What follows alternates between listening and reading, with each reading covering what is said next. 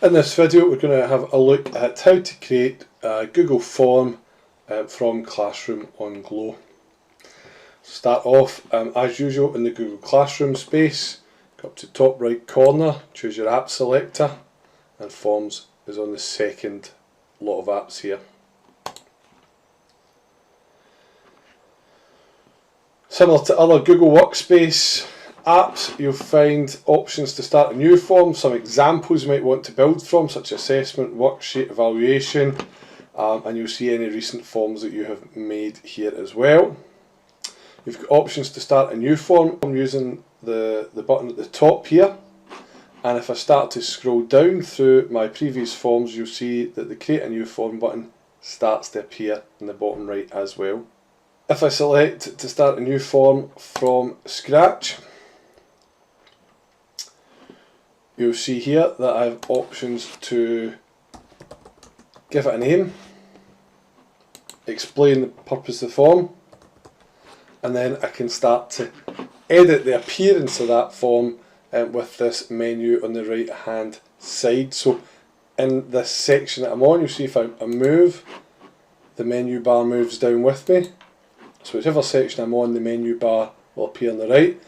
And I can start by adding a question. We'll come to that in just a wee second. I can import questions from another space. So if I've already got a form, I can pull in questions from another form. So if I've already worked with one group that week, but I want to differentiate the questions slightly for another group of learners, then I could simply import the questions into a new form and edit them.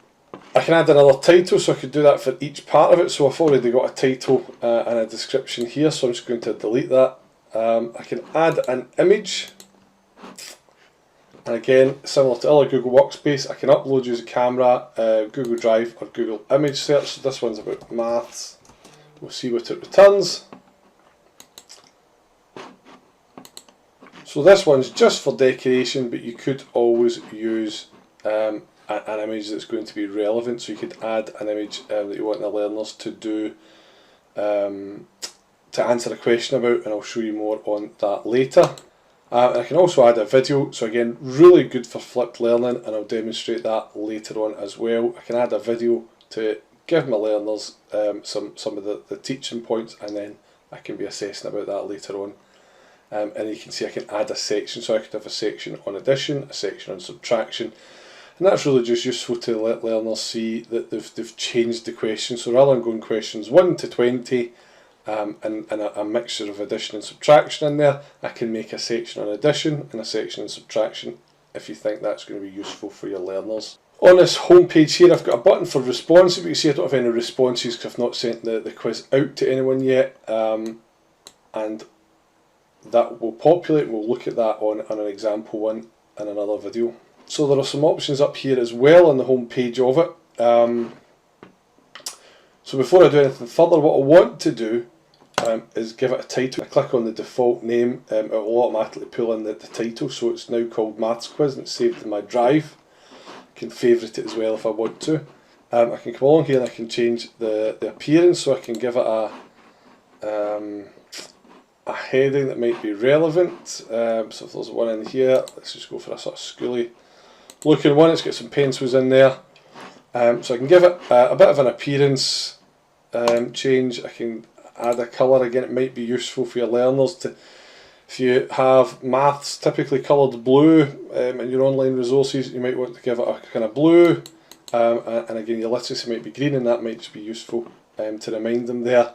There's not much you can do there with the background, but you can make it a wee bit darker if that's easier to look at. Likewise, a couple of bits with fonts that might support certain learners with appearance.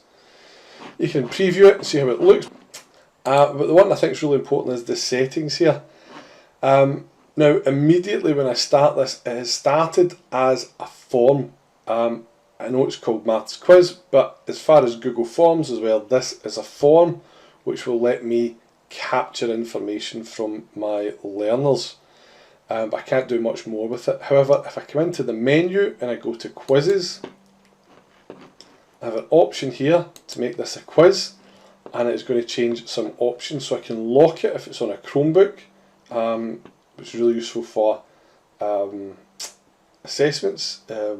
Means they can't go into other websites or anything. It's locked to the form. I can choose when to give them their feedbacks, saying here their mark, their score, but we're going to focus on feedback in this demonstration. So it can go immediately or whenever I release, and it'll let them see some options here. So they'll let them see that once they've finished it, so we'll go through and give them those bits of feedback there. What's really important about turning it into a quiz rather than a form is it allows me to provide feedback for the answers. So that's how to get started with a form or a quiz, as it were. What we'll do in the next video is we'll have a look at some of the question types that you can create.